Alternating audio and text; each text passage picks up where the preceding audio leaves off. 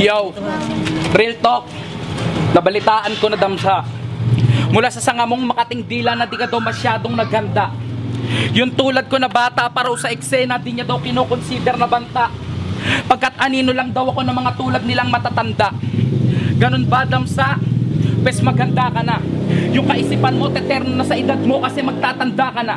Tawag dyan pagpapakatanga, di mo man lang namalaya na matagal ka nang lumagpas sa sinag ng limitasyon mo, kayo yung mismong anino mo na uunahan ka na. Kaya kung iniisip mo na matatalo mo ko, tarantado, mali ka.